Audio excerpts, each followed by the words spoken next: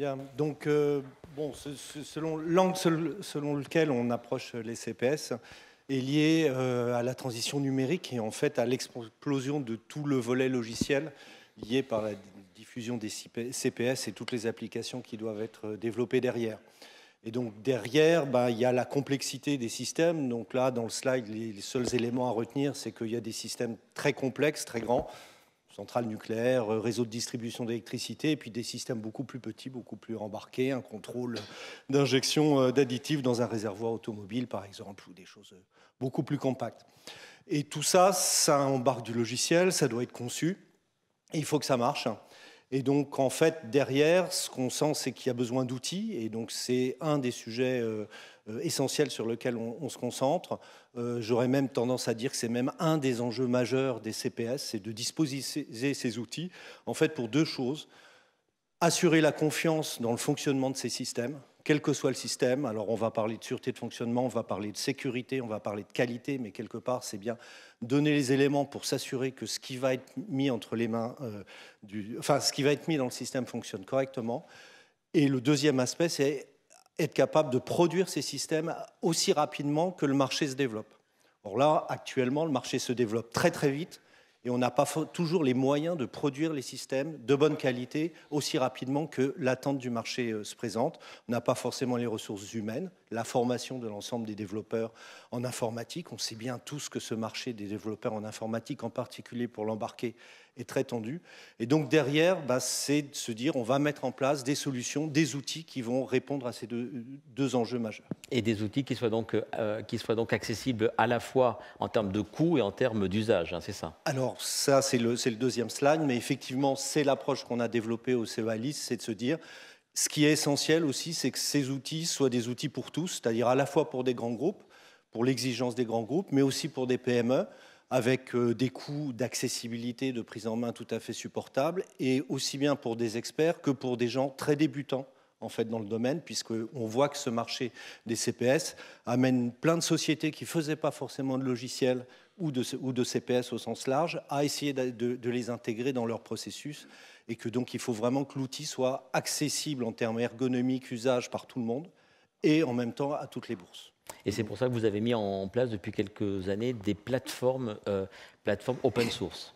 Alors, c'est une tendance sur laquelle on s'est focalisé depuis plus de 10 ans maintenant au CEALIS, qui était de se dire, finalement, on va centrer notre recherche pour mettre en place des plateformes ouvertes. Donc, c'est l'aspect un peu open source, même si on n'est pas fanatique non plus de l'open source. Hein, c'est essentiellement un modèle de pérennisation et d'ouverture qu'on a mis en place pour capitaliser et disséminer un certain nombre de technologies, de résultats de la recherche, s'assurer d'une certaine généricité et d'une ouverture au niveau de l'interopération, etc.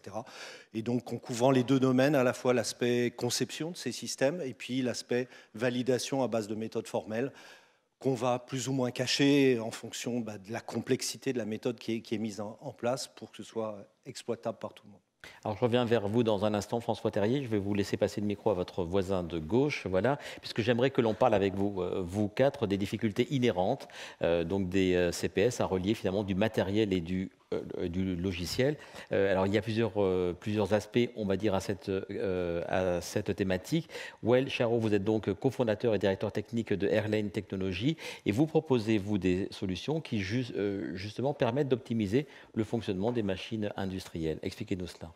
Alors, effectivement, on travaille, nous, principalement pour l'industrie de la machine-outil, plutôt de l'électroportatif industriel professionnel, avec comme client principal Stanley Black & Decker, pour qui on fournit depuis pas loin de 10 ans de l'électronique qu'ils intègrent dans leurs machines pour avoir des machines complètes avec une électronique qui est déjà depuis un certain temps connectée en réalité. C'est l'histoire de l'industrie 2.0 où on a connecté les machines dans les centres de production pour faire du reporting, pour faire de la traçabilité, de la qualité. Et le point de départ de notre entreprise et de notre business, c'est bien celui-là. Et on était sur une proposition déjà il y a 10 ans, enfin, un peu comme tout le monde sur ce marché-là, de faire du M2M. Aujourd'hui, effectivement, sur les machines, on développe des algorithmes qui ont plutôt vocation à accélérer en fait, les temps d'intégration de machines, c'est-à-dire à aller prédétecter ou prédéfinir des cycles normaux et des cycles anormaux pour faire à la fois en production et sur le suivi de vie du produit, y compris le suivi en maintenance, finalement de la maintenance prédictive à partir d'une analyse formelle des signaux. Ce qu'on aurait aimé faire, et c'est intéressant ce que disait l'intervenant précédent, c'est qu'effectivement on est un peu limité aujourd'hui par notre capacité à faire du edge computing, c'est-à-dire à aller, et je voyais quelque chose aussi qui était exposé ce midi-là, effectivement la notion de simplement mettre à jour une machine à distance et s'assurer qu'à la fin la scie elle va s'arrêter quand elle doit s'arrêter. Quand on est sur des grosses machines un peu critiques, effectivement, on comprend qu'il va falloir démontrer de façon un petit peu déterministe quel est le niveau de qualité, de sûreté, de fonctionnement, ne serait-ce que de sa mise à jour, déjà. Et puis après, une fois qu'on a défini des cycles proprement et qu'on a vu qu'au fil du temps, les cycles s'étaient modifiés et que donc il faut agir sur la machine pour améliorer ou pour modifier son comportement, effectivement, cette transition, il faut aussi la démontrer de façon technique. Et elle ne peut difficilement se démontrer par un test sur 1000 machines en se disant qu'au moment T, les 1000 machines fonctionnent comme ça. Et ça, c'est votre rôle, voilà, d'apporter des solutions du clé en main, du personnalisé pour les machines sur lesquelles vous intervenez. On applique un petit peu ce qui se fait en intelligence artificielle, je dirais en reconnaissance d'image par exemple, pour détecter des formes de signaux. Et donc on applique ça avec alors c'est plutôt de la solution de pré-développement. C'est-à-dire qu'une fois qu'on a défini ça, on en extrait un algorithme qu'on embite dans la machine. L'algorithme est une fois pour toutes défini. Donc à chaque fois que le client génère une nouvelle gamme, de nouvelles machines un peu différentes, on va réappliquer un modèle. Peut-être que le modèle va changer parce que c'est plus une scie, c'est une perceuse. C'est pas le même modèle. Mais au bout du compte, on a sans doute de nouveau, avec le même moteur d'IA, des éléments. Et ce qui nous manque, en fait, c'est la partie récursive, c'est-à-dire c'est la fin du processus de la machine. C'est-à-dire je reviens vers le processus de la machine pour aller réinjecter finalement mon intelligence vers la machine, l'embider de nouveau. Et c'est ça donc votre cœur d'activité, et c'est le principal frein, puisqu'on est là pour parler des enjeux, mais parfois des obstacles technologiques. C'est vraiment c'est celui-là de s'adapter en permanence à la réalité terrain via ce qui est dans votre cas via les algorithmes. En réalité, il n'existe pas aujourd'hui d'acteur majeur qui ait formalisé cette démarche-là techniquement. C'est-à-dire, on peut aller des gens de chez Microsoft, chez Google ou chez Amazon aussi, des solutions cloud, il en existe beaucoup. On a TensorFlow chez Google, on applique des modèles d'IA. Le principe de l'IA étant qu'on fait tester un modèle de succès ou d'échec, à la fin, on ne va pas lui redonner son même modèle, il va forcément retrouver un succès ou un échec. Donc, la testabilité de l'algorithme d'IA, quelque part, pose problème. Voilà. Attention à votre micro, voilà, il faut bien le mettre près de la bouche. Mais le micro, je vais le donner à un autre, à Guillaume Vivier, si vous voulez bien prendre celui qui est là juste devant vous. Donc rappelez-nous d'abord en quelques mots le cœur d'activité de Sequans et vos fonctions donc, au sein de Sequans. Donc, bonjour, je m'appelle Guillaume Vivier. Sequans Communication, c'est une PME qui travaille, on fait de la conception de circuits intégrés pour offrir, je vais enfoncer une porte ouverte, les CPS, c'est des systèmes qui connectent le monde physique au monde virtuel. Et pour les connecter, le plus souvent, on a besoin d'un tuyau de communication. Et donc, Sequans, on fournit des chipsets et des solutions pour fournir ce tuyau dans des solutions cellulaires de type 4G, LTE, LTE-M, NB-IoT. Et ces tuyaux, c'est lesquels vous préconisez? Il y a tout type de tuyaux. Est-ce qu'on est en train là de parler des réseaux qui acheminent ces tuyaux ou des tuyaux eux-mêmes? Alors, on parle du tuyau en lui-même. Donc, côté séquence, nous, on est du côté du terminal, donc on n'est pas du tout du côté du réseau. Et un des enjeux ou une des difficultés, c'est que les systèmes CPS sont des systèmes très variés. Connexion de capteurs, connexion de voitures, connexion d'avions. Et chacun de ces systèmes a des besoins potentiellement différents. Donc, lorsqu'on veut connecter des capteurs, c'est peut-être des très bas débits, de temps en temps, un message tous les jours ou tous les mois. Lorsqu'on veut connecter une voiture autonome ou un avion, c'est potentiellement un objet qui se déplace très vite, avec des débits peut-être un peu plus significatifs. Lorsqu'on veut connecter un robot lorsqu'on veut faire de la téléopération dans le monde médical, là, pour le coup, on a besoin d'une fiabilité forte et d'une latence très faible. Donc, tous ces besoins sont très différents. Et la difficulté justement de la partie tuyau de communication, c'est d'être capable d'offrir une solution potentiellement unique qui servent tous ces besoins différents. Unique ou personnalisé? Ou les deux? Ou les deux. Ou les deux. Les Mais, deux. Donc, mais vous êtes plus sur quelle approche? Alors nous aujourd'hui, en fait, le monde cellulaire voudrait offrir une solution unique qui est celle du monde cellulaire pour toutes ces connectivités. Bien sûr, auparavant, il y a des solutions propriétaires ou des solutions vraiment dédiées à un usage. Mais de plus en plus, on essaye, où il y a une tendance à l'uniformisation, l'uniformité d'une seule solution pouvant couvrir tous ces besoins. Et c'est la promesse de la 5G. Donc je ne sais pas si je peux enchaîner, mais la 5G aujourd'hui propose de couvrir tous les besoins. On la représente le plus souvent comme un triangle dans lequel un des sommets, c'est les gros débits pour le smartphone, pour faire de la vidéo quand vous êtes dans les déplacements, etc. Donc ça, c'est l'usage traditionnel des communications cellulaires mobiles. Une deuxième pointe de ce triangle, c'est les communications critiques. Donc là, c'est les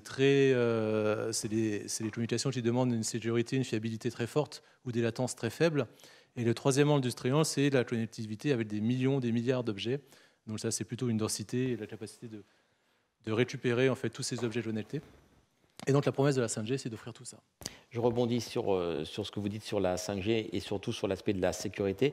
La 5G, c'est à votre avis le seul tuyau possible et qui garantit la meilleure des sécurités, ou est-ce que les autres tuyaux, en attendant la 5G, sont à un même niveau de sécurité? C'est une question piège peut-être. Ça dépend si... Non, le monde cellulaire, traditionnellement, a toujours été un monde relativement bien sécurisé. Parce que d'une part, ça passe par le réseau opérateur qui offre une seule ou un nombre limité de gateways vers l'extérieur, vers l'Internet, comparativement au monde du Wi-Fi, par exemple, où là, tout de suite, on a accès à l'Internet et on peut se faire attaquer. Donc, il y a des exemples dans le passé de caméras domestiques qui ont été attaquées parce que personne n'avait changé de mot de passe de la caméra. Donc, le monde cellulaire, pour ça, offre quelque part une fiabilité que n'offrent pas les solutions a priori plus sécurisé, plus sûr. Voilà. Je reviens vers vous, Wael Charour, puisque vous êtes très sensible à ces questions de sécurité. Quand on échangeait, vous m'avez dit que vous préconisiez, vous, une alternative data européenne mieux sécurisée, qui serait donc basée sur l'expertise des grands groupes industriels. C'est une des solutions à ces problèmes de sécurisation. Moi, j'ai un historique de 10 ans dans un grand groupe, enfin 12 ans même, européen, dont le nom commence par un S. Et effectivement, enfin, on est quand même très spécialisé sur les domaines de l'aéronautique, du ferroviaire et de l'automobile, avec une compétence qui est quand même de renommée mondiale et une longue expertise. Ce n'est pas une expertise d'avant-hier, c'est quelque chose qui date de un certain nombre d'années quand même.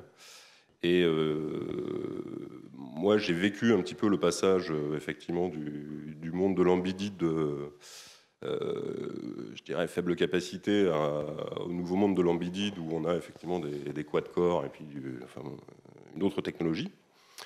Et effectivement, on a eu des propositions de chez Thales, on a eu des propositions de beaucoup de grands groupes d'avoir des cœurs numériques dédiés, sécuritaires, des systèmes embarqués complets, complètement sécurisés, fiabilisés, à des prix qui sont ceux de l'aéronautique ou de l'automobile.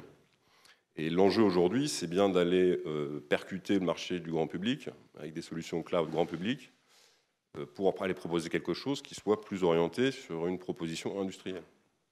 Et cette proposition-là, aujourd'hui, au milieu, elle n'existe pas. C'est-à-dire qu'on a effectivement des grands groupes qui travaillent depuis des années sur des solutions d'une complexité infinie, qui est l'amoncellement et l'itération d'années et d'années de travail sur la sûreté de fonctionnement, avec un certain nombre de méthodologies définies, d'arguments techniques qui permettent de déterminer une méthodologie et un processus.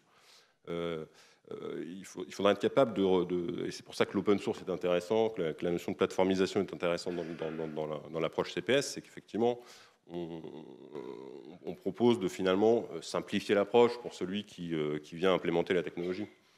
Et effectivement, de rejoindre un coût qui est sans doute acceptable étant donné l'enjeu.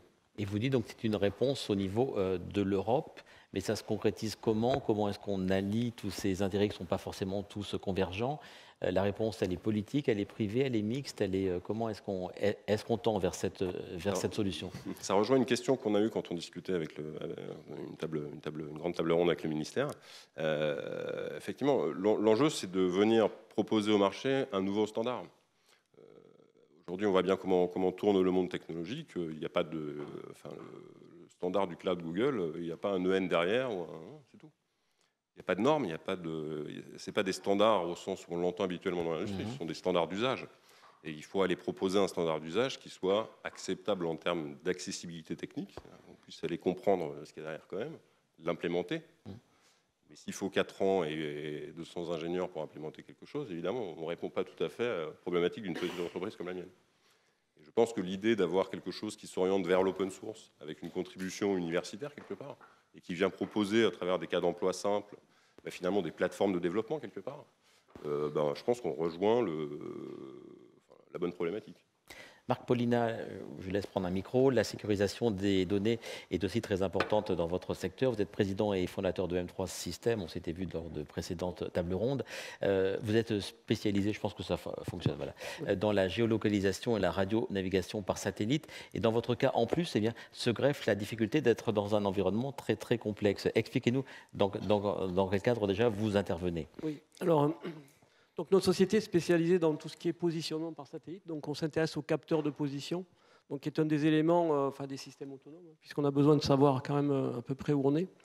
Là, j'ai pris un cas assez simple pour illustrer une application qu'on a développée il y a déjà une dizaine d'années pour les aéroports de Bordeaux et de Toulouse.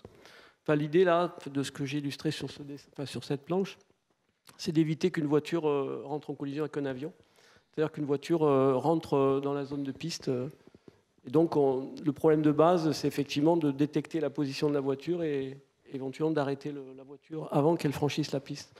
Donc, c'est un exemple extrêmement simple. On se dit, un exemple simple, un environnement très complexe. Voilà, alors, justement, ça peut devenir complexe, effectivement. Bon, là, j'ai délibérément choisi un dessin hyper simpliste, effectivement.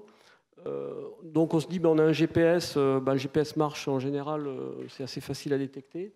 Le problème, c'est qu'on est dans un cas où on veut quand même démontrer une certaine probabilité, d'abord d'être à peu près sûr de la position et d'être sûr aussi qu'on détecte le franchissement, qu'on ne rate pas le cas où une voiture rentre dans la piste et qu'on ne l'ait pas vue. Parce que le GPS, comme capteur, est assez vulnérable et peut ne pas marcher dans certains cas. Par exemple, dans un aéroport, le capteur de position GPS peut être perturbé par des trajets réfléchis qui vont fausser la position. Alors dans ce cas-là, on peut ajouter des capteurs comme l'inertie et ça peut résoudre le problème. Mais ce que je voulais poser comme question là, c'est que de façon générale, dans les systèmes autonomes, et les capteurs, donc les éléments de CPS qui vont être utilisés, ce ne sera pas toujours simple de savoir si les capteurs donnent une bonne mesure et quelle est la probabilité d'erreur de cette mesure. D'autant plus qu'ensuite, on peut éventuellement caractériser les capteurs. Il y aura un certain nombre de capteurs qui sont utilisés et au-dessus, il y a une application qui va utiliser ces mesures pour prendre une décision. Donc là, on est dans un problème pas très simple qui est d'un côté de savoir bien caractériser le capteur et ses erreurs possibles, mais en même temps de savoir analyser l'impact dans l'application. Parce qu'on veut aussi trouver des coûts, des coûts d'implémentation, disons, relativement efficaces. Parce qu'on sait que, par exemple, si on a des capteurs extrêmement performants, ça marchera tout le temps. Néanmoins, dans les voitures ou dans des drones ou dans des applications de ce type, on va devoir trouver le minimum de performance de capteur qui permettra d'obtenir ce qu'attend l'application. Voilà. Donc, ce que je voulais dire, c'est que même dans des applis qui paraissent simples, genre je veux détecter le franchissement d'une ligne, avec un capteur de position comme le GPS, parce qu'on est habitué à voir que le GPS marche en général bien, mais pas toujours. Face à un problème apparemment simple comme ça, on peut avoir quand même des enjeux assez compliqués. Et dans votre domaine, est-ce que les enjeux justement dont on parlait de sécurisation des données, c'est important, ou est-ce que pour vous c'est moins important? Ce qui est important, c'est la qualité de l'information, de la donnée collectée, voire sa quantité. Mais pour vous, est-ce qu'il y a un enjeu aussi de sécurisation de cette data? Alors nous, du point de vue du capteur GPS ou GNSS, il y a un enjeu de sécurité parce qu'on peut, on a des gens où on pourrait imaginer que certains signaux soient émis, qu'il y ait du leurrage ou des interférences. Donc nous, comme c'est un capteur qui dépend d'un signal radio qui est reçu, on a un enjeu de sécurité lié au fait qu'on puisse avoir des perturbations intentionnelles ou pas. Ce n'est pas tout à fait l'enjeu sur les données, mais le capteur peut être faussé par des manœuvres externes. On reste au cœur de la donnée avec vous, Stéphane Cordova. Je vais vous laisser prendre un micro. Alors, on le lisait donc beaucoup de données qu'il faut analyser, si possible, vite et bien. Et vous dites que ça passe aussi et surtout par des microprocesseurs efficaces. J'ai envie de dire les vôtres, bien sûr. Oui, bien sûr. C'est votre objectif, voilà, qu'il soit C'est le plus efficace possible. Exactement. Et de s'adapter à la réalité des industriels. En fait, si on veut faire, jusqu'à présent, on a beaucoup parlé de logiciels, si on veut faire des logiciels qui soient sûrs et qui soient sécures, il faut avoir du matériel qui soit sûr et qui soit sécure. Et la difficulté, c'est ce que je présentais ce matin pour présenter le GT. Maker, c'est que c'est pas avec des processeurs qui font des ordinateurs ou des processeurs qu'on utilise dans des téléphones qu'on va faire ça. Il faut des nouvelles technologies. C'est pour ça qu'il y a énormément de nouveaux développements dans notre monde autour de amener le bon processeur ou le bon type de calculateur pour à la fois amener beaucoup de performance. On parle de 10 à 100 fois plus performant que ce qu'on a aujourd'hui dans un téléphone. Et puis, tout en alliant sécurité et sûreté de fonctionnement. Et ça, c'est très, très difficile. Je peux dire, c'est notre métier de tous les jours et on a beaucoup de mal à le faire. Donc, c'est très compliqué à faire, de faire tout ça en même temps. Mais c'est vous qui vous adaptez aux besoins du marché, aux besoins qu'on vous indique, ou c'est vous qui poussez le marché vers certains besoins et certaines améliorations de vos microprocesseurs? Non, on est obligé d'écouter le marché et d'écouter leurs besoins. Et en fait, c'est un travail commun. Et nous, on a une technologie et puis on discute avec nos clients ou les futurs utilisateurs pour faire évoluer cette technologie vers les nouvelles applications qui vont être servies par ce type de processeur. Et c'est ça votre moteur, c'est la fonctionnalité, c'est l'application, ou est-ce que vous prenez en compte évidemment donc, tous les problèmes de sécurité, on en a parlé, les problèmes de coût aussi, de coût au sens financier. C'est un ensemble de ces critères qui vous poussent dans votre développement? Oui, nous aujourd'hui, les critères qui font quand on développe un nouveau processeur, c'est la performance, c'est la sûreté de fonctionnement, c'est la sécurité, c'est la consommation d'énergie. On parle de l'embarqué aujourd'hui, donc on ne peut pas se permettre de consommer des centaines de watts, c'est pas possible. On est quand même alimenté par des batteries globalement. Donc et puis c'est ce que le liste a dit avant, c'est aussi quelque chose qui soit ouvert et pas fermé, parce qu'on s'adresse à plusieurs types d'applicatifs, on s'adresse à plusieurs types de développeurs. C'est primordial d'avoir quelque chose qui soit très ouvert. Donc c'est vraiment tous ces critères qui doivent être liés ensemble, et le coût, bien entendu, est aussi important, puisque l'aéronautique, c'est des volumes assez faibles en comparaison de l'automobile. Donc c'est évident qu'on ne peut pas avoir les mêmes coûts entre l'aéronautique et l'automobile. Donc c'est important de regarder ces coûts aussi. Et l'explosion des CPS dont on parle depuis ce matin, est-ce qu'elle a changé votre façon de faire? Est-ce qu'elle a changé ces critères dont on parlait à l'instant d'adaptabilité à votre marché? Ça a révolutionné les choses ou c'était juste une évolution? Non, Calray, on est tombé dedans dans la marmite. Nous, ça fait partie de notre ADN, et en fait, finalement, les CPS, c'est là où on est, c'est là où c'est notre marché, c'est ce qu'on fait tous les jours. Donc c'est ce qui nous permet d'exister finalement. C'est vraiment ce besoin de CPS. C'est ce qui fait que des compagnies comme Calray et d'autres, on n'est pas les seuls, arrivent et puissent parler à des géants de l'automobile ou des géants de l'aéronautique. Parce que clairement, aujourd'hui, ce qui existe ne leur suffit pas. Ils ont besoin vraiment d'évoluer et d'aller sur des nouvelles technologies. Et ça, c'est primordial pour eux. Le sujet était évoqué il y a quelques instants à Montcouvert par Thierry Tingot. Est-ce qu'il y a encore une place en France pour l'industrie du semi-conducteur?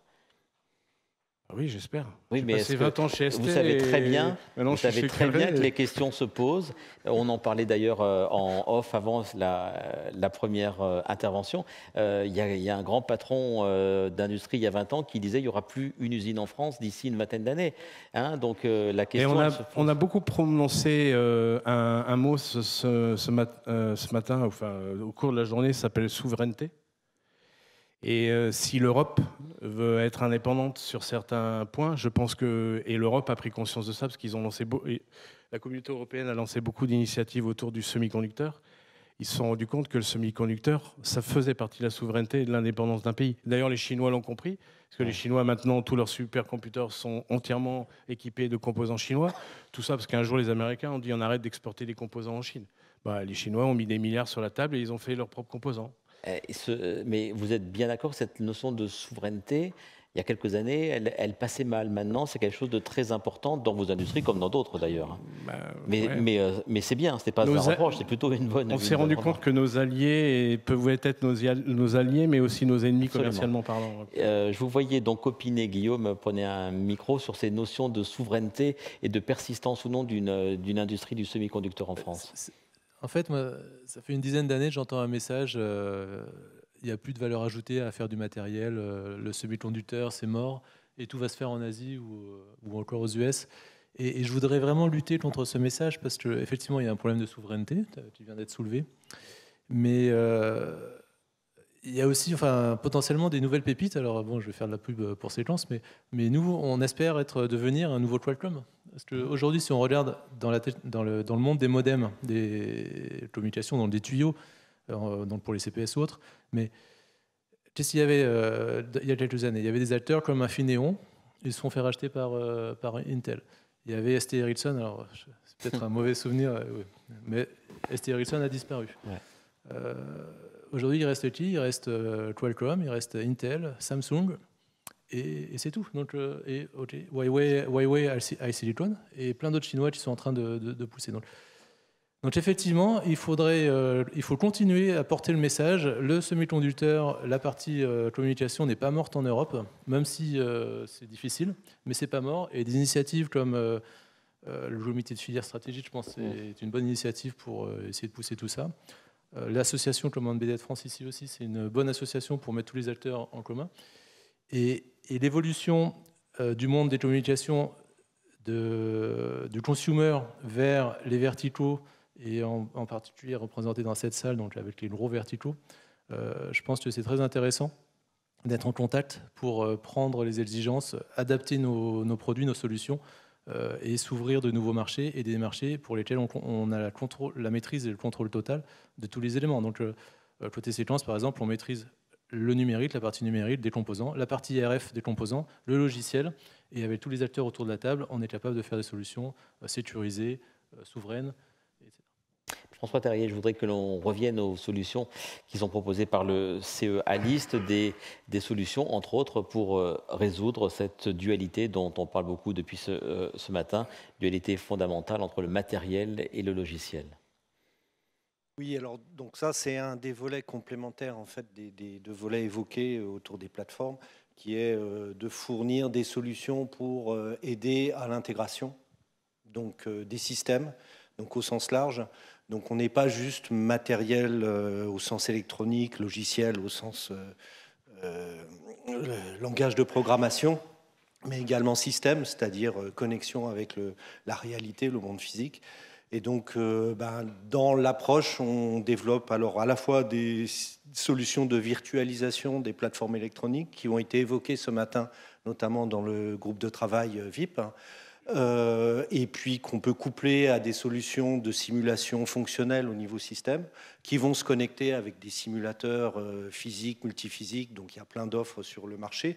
L'idée étant de travailler plus sur l'interaction entre tous ces outils, pour pouvoir finalement offrir des solutions pour faire de l'intégration système, des phases amont, fonctionnelles, jusqu'au déploiement sur finalement une physique mais virtuelle à base de modèles, et être capable de qualifier le système très vite, de trouver des bugs, des défauts, et d'optimiser son fonctionnement et ensuite de déployer.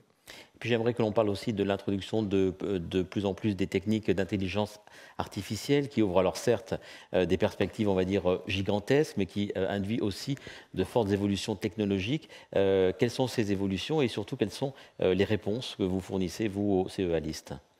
Alors, pour le moment, ce sujet, il est bien en écho avec le titre de la table ronde, c'est-à-dire que c'est la partie rêve, un petit peu.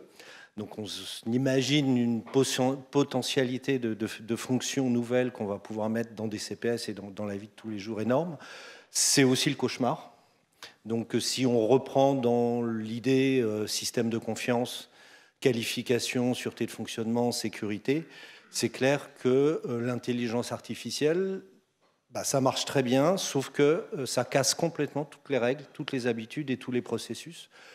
et qu'il va falloir réinventer à la fois des méthodes de travail, des méthodes de qualification, de certification, et intégrer ça dans des solutions d'outils qui n'ont pas été conçues pour ça, quand elles ont été conçues pour faire de l'IA.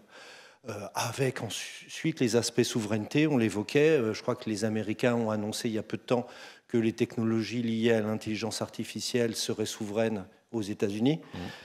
Donc sujettes à embargo potentiel. Est-ce que ça va concerner les outils ou pas? On n'en sait rien, mais on sent bien qu'on a besoin de devenir relativement autonome et d'offrir des solutions sur ce sujet.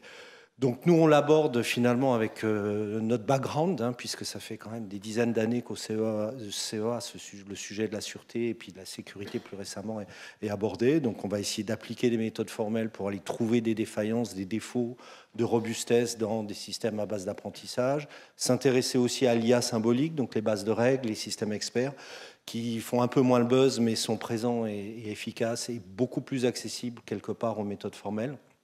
Donc ça, les pistes qu'on prend, avec le volet qu'on ne va pas non plus oublier d'utiliser l'IA pour nos propres outils. Et ça, c'est notre rêve, de faciliter l'accessibilité au sens ergonomie, usage par monsieur tout le monde des outils un peu complexes qu'on développe grâce à des solutions d'intelligence artificielle qui assisteraient les débutants en fait, à la prise en main et à la compréhension des outils. Alors on a beaucoup parlé de freins, de verrous technologiques. J'aimerais, Marc Paulina, que l'on parle aussi des freins économiques. Il y a des freins économiques au CPS ou pas trop. Vous avez votre micro là. Je parlais tout à l'heure des capteurs, justement. Le frein économique, c'est d'arriver d'abord pour des PME, à pouvoir investir suffisamment pour trouver des solutions qui ensuite puissent être fabriquées à coût raisonnable. Donc je pense qu'aujourd'hui, on a des capteurs de plus en plus complexes. Je parlais tout à l'heure du capteur de position hybridé, mais on va beaucoup plus loin quand on va intégrer des capteurs dans les systèmes autonomes. Donc aujourd'hui, il y a un petit décalage, je pense, entre moi, ce que je ressens. Bien sûr. On va poser la question aux niveau autres des PME, de notre capacité à vraiment investir dans des technos complexes pour arriver à des vrais produits intégrés. Donc je pense que voilà, on a un petit décalage par rapport à une capacité à vraiment arriver à des produits. Stéphane, même question, est-ce qu'il peut y avoir des freins économiques, vous dans la partie microprocesseur, des freins économiques à développer et à aller vers ces systèmes plus complexes dont parlait Marc? Oui, clairement, mais ce qui est intéressant dans ce monde-là, et cette salle le prouve, c'est que les grands groupes sont énormément ouverts aux petites boîtes comme nous, aux PME. Et en fait, aujourd'hui, on travaille main dans la main avec des très grands groupes. Et je pense que sans cette collaboration-là, et S3P en est un exemple, mais il y en a plein d'autres, Escape c'en est un autre, c'est un projet porté par Calray, et dedans, il y a des énormes groupes comme Renault, comme Ansys, comme Safran. Et sans ce travail commun, c'est un moyen, je pense, d'enlever ce verrou, vraiment de l'argent. C'est que ce travail main dans la main entre les grands groupes et les petites entreprises, je pense que c'est vital. Et je trouve que justement, ce que fait Embedded France, c'est exactement ça, faciliter ce travail. Et je pense que si on arrête ça, on arrête tout. Et d'ailleurs, je pense que c'est aussi ce qui a fait, pour répondre à une des questions de ce matin vis-à-vis de l'Allemagne, l'Allemagne fait ça depuis des dizaines et dizaines d'années. Il y a longtemps que les grands groupes industriels automobiles, par exemple, ont travaillé avec des petites les PME, les ETI, du etc. coin, dans les landers, etc. Et ça, c'est quelque chose qui existe en France, mais maintenant qui est en train de se déployer. Et avec des organisations comme celle-ci, on va vraiment dans la bonne... Un peu dubitatif, Marc, hein, sur cette collaboration. Oui, non, je suis d'accord avec cette idée de nécessité de coopérer avec les grands groupes, mais je pense que culturellement, là, en France... cette notion de coopération PME grand groupe, elle est beaucoup plus ancrée en Allemagne depuis elle longtemps. Se met en place. Elle se met en place. Voilà, alors, elle se met en place. Mais la culture française est quand même un petit peu particulière. Mais c'était inenvisageable il y a quelques années que des grands groupes laissent travailler auprès d'eux et aussi facilement des PME ou des ETI, mais des plus petites entreprises. Hein, nous, on existe grâce à ces grands groupes aujourd'hui. Oui, voilà, nous, c'est pas notre cas. Qui nous ont aidés. On n'existe pas. Bon, le problème, c'est qu'effectivement, moi, je viens du domaine spatial, donc le domaine spatial est un domaine qui s'est fossilisé en France ou en Europe depuis un petit moment et qui va avoir un peu je suis désolé, j'utilise des termes peut-être un peu directs, mais moi j'ai travaillé à l'Agence spatiale européenne il y a longtemps. quand j'entendais parler des gens qui disaient qu'il ne fallait plus faire de silicium, que c'était en Chine, etc. Donc je pense que ces gens-là devraient venir aujourd'hui s'expliquer, hein, parce que dans le spatial, on a quand même pris 20 ans de retard grâce à ce genre de raisonnement. Bon, et voilà, donc c'est pour ça que je disais fossiliser, c'est qu'on a malheureusement, on n'a pas mis en place les mécanismes de coopération. Mais ils se mettent en place, vous reconnaissez que les choses, maintenant, voilà, les choses évoluent. Voilà. Les choses évoluent, on reconnaît la microélectronique par la force des choses, sinon on va avoir des problèmes. Ouais. Même question à votre voisin, Guillaume, sur voilà, est-ce que vous, en tant, entre guillemets, bien sûr, que petit, vous avez une facilité plus accrue à travailler avec les plus grands, et c'est la clé du succès au niveau national, voire au niveau européen? Alors, aujourd'hui, on ne travaille pas énormément avec les grands groupes et c'est un problème.